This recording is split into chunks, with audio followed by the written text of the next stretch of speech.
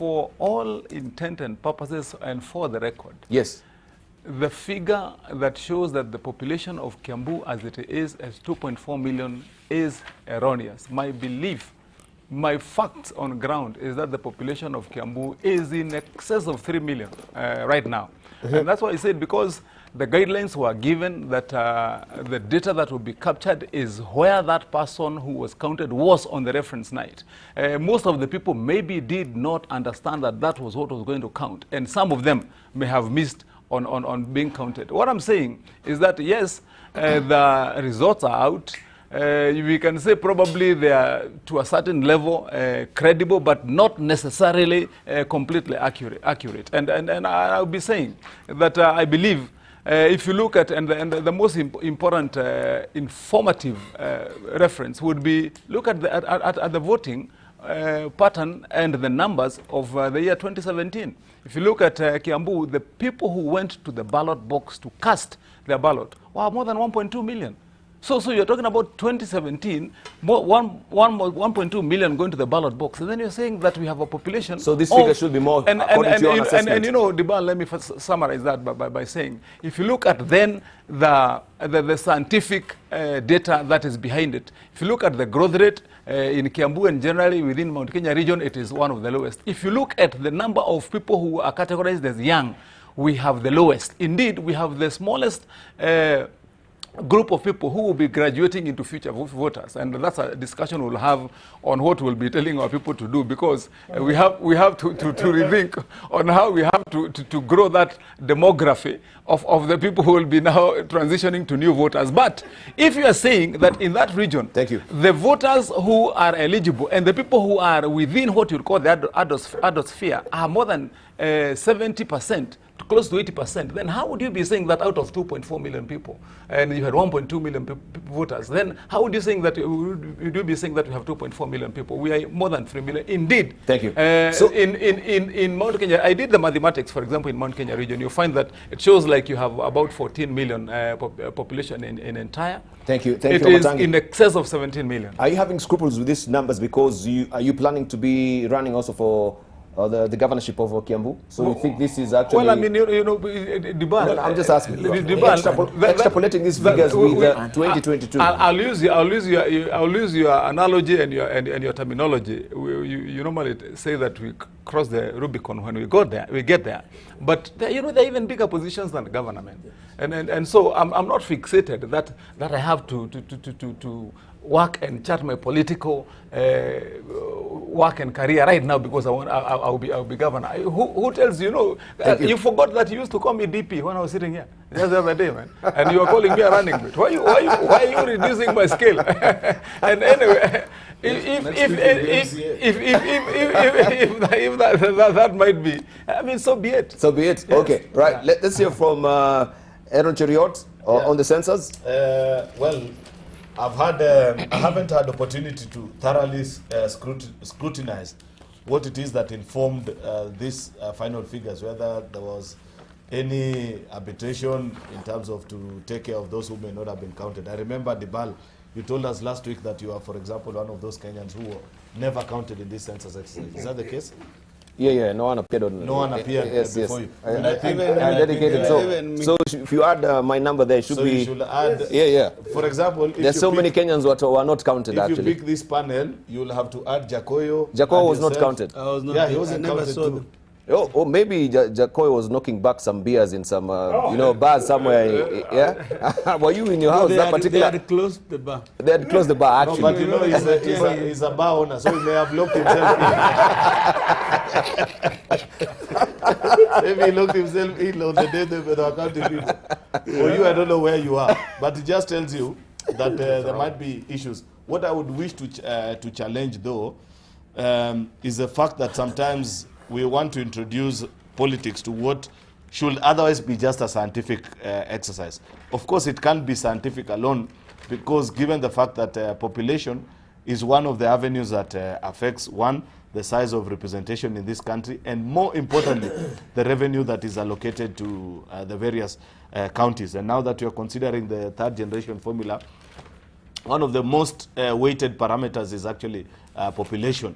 and we have got to see a way to manage through this particular exercise.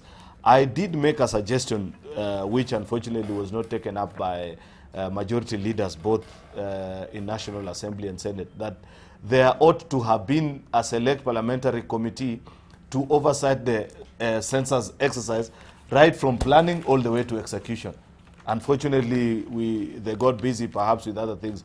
If we had succeeded in doing that, then all the fears that people had from the 2009 exercise would have been laid down, and people will have ensured that if it is places that have traditionally disputed these figures, like say Mandera, because I've seen leaders from Mandera even threaten to go to court, and Tharaka Nithi as well. I think Kakamega, where I think Bonnie will speak to it later, will have ensured that all their fears are actually met.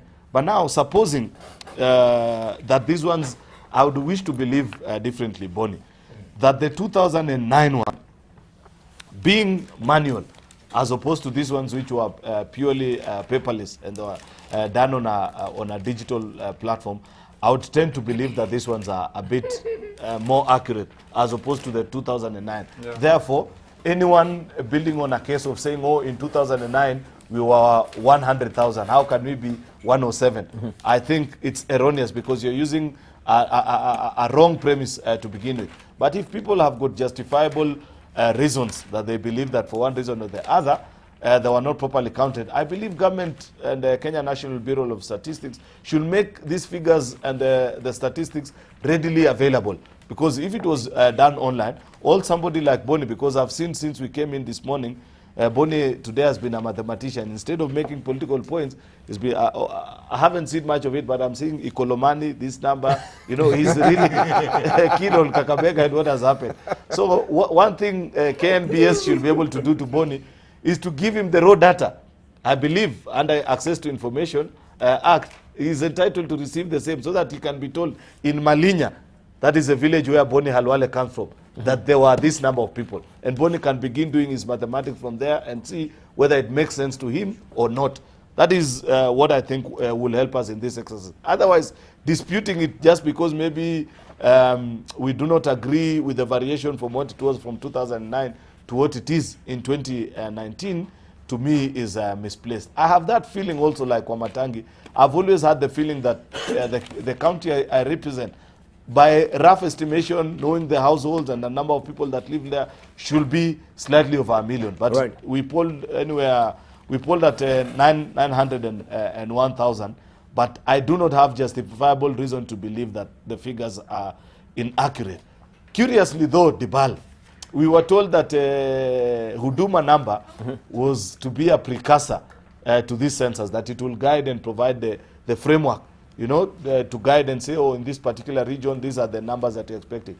How comes that the census numbers have come out perhaps with more clarity and faster than those of the Huduma number? What are the details of that particular exercise that today still remains to be a mystery? It will be important for the country to be informed of the same. But of course, we have the Huduma number data right now, and we know that also they're fronting for the Huduma number bill. The question will be, yes, they are holding the data, and on what legislative framework are they holding this particular data? Are they now coming up with a bill so that they can have, a sort of a legislation that will empower them to be holding this particular data, right? And if that particular bill comes to the fore, it's an act, so to speak, will you be applying that retroactively, which is not applicable in law? I don't think so. Right, so maybe you can tell us. We can couple with that Huduma number maybe much later, but let's look at this census right now. Okay. Because I think the biggest controversy as it is right now will be the constituencies, being cut.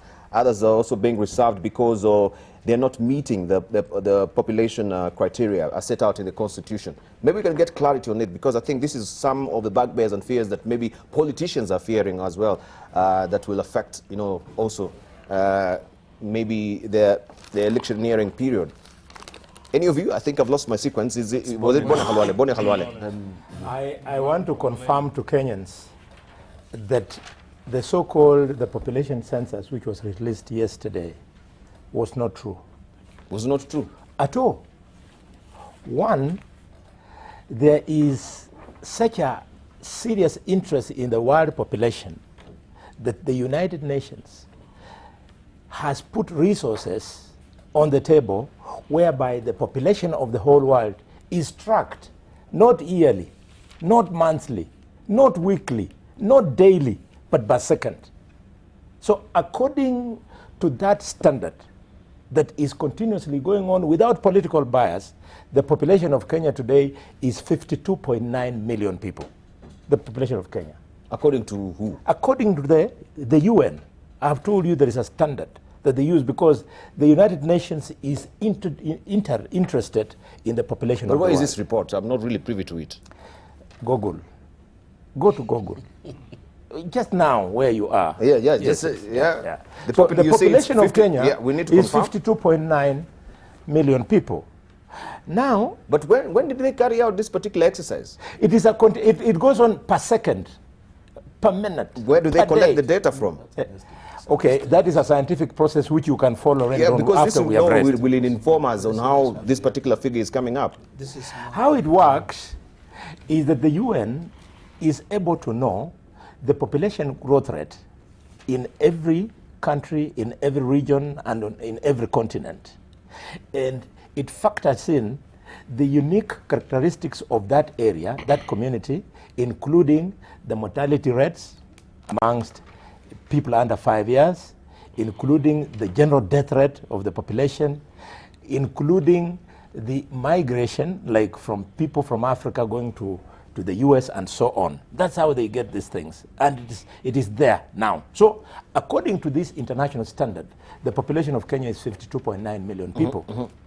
Now, because we get to hear what goes on in the corridors of power, we hear, and we have no reason to doubt, that the return on Huduma number was that the population of Kenya was 50 million people. That was Huduma number. And now, according to the UN, the population is 52.9 million people. Let's go a stage further. On the actual day of counting, there are a lot of people, including my son's, my brother's son called Dibal, who was not counted. My friend and neighbor called Jacoyo Medio was not counted. My PA, Polycarp Muchome, stayed in the house every night for 7 days. He was not counted. My Shinyalu constituency coordinator, Michael Amalemba, has not been counted up to now. My daughter, Zinzi Khaluhari, for 1 week, she kept on coming home early from work to try and be counted. She was not counted together with her 3 children. Her 2 children. So this was a serious underestimation, and I want to agree with my brother Wamatang'i. Now, let's come to a further evidence that there was an underestimate. Go to Nyamira County. Nyamira County is reported in a period of 10 years.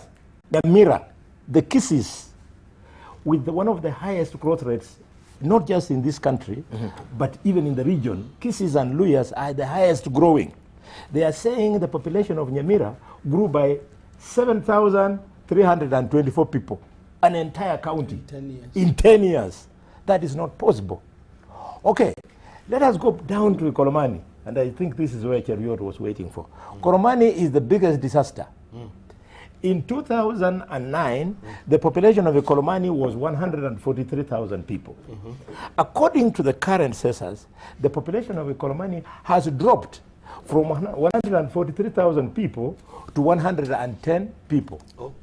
That can only happen in a situation where, in Ikolomani, if there had been an epidemic, or if there had been a war, or if there had been mass transfer of people the way we are seeing in the Mau. None of those things took place in Ikolomani. So how come the Ikolomani population in 10 years has grown by a serious negative? Those are the factors that inform me that these figures we are being given are either deliberately doctored or the people who are enumerating actually failed big time. Finally, Kakamega County. In 2009, Kakamega County had a population of 1.663. It has grown with a mere 201,000 people. meaning the population of Kakamega has grown at a rate of 1.2%. Luhyaland has got the highest growth rate in this country. How come the national average has been reported at this census to be 2.2%, and the one of Kakamega is at 1.2%? Thank you. Where does it come from? Now, let's go to the suspicious county, which was being assisted to have numbers. Which county? County called Kiambu. It's surprising With that being assisted, and even Wamatang'i is saying this number should be more than what it is right now. because they are never satisfied. They always ask for more. They were given. Wamatang'i thinks, no, just a moment. You will have a time to speak.